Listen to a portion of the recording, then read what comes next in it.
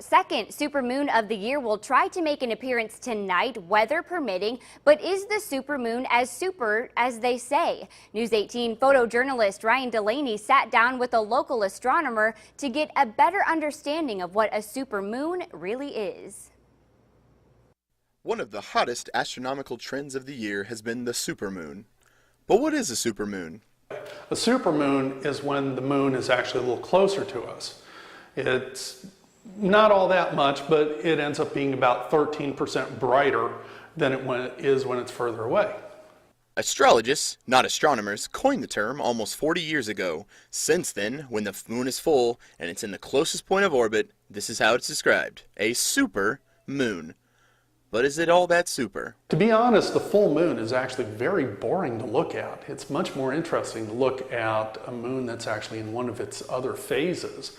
You actually get to see the craters in contrast and relief, and is a much more exciting moon to look at. No other time than now has this been more true.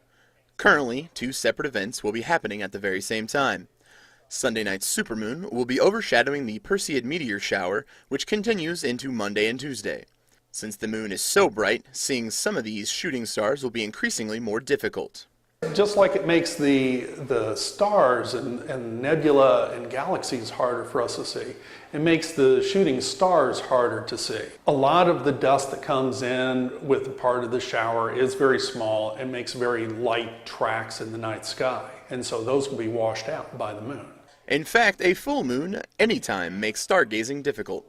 Just because they're beautiful to the naked eye, they're nothing more than a bother to an astronomer. From our point of view, it's kind of a pain because, just like a searchlight, you can see the beam going up in the night sky.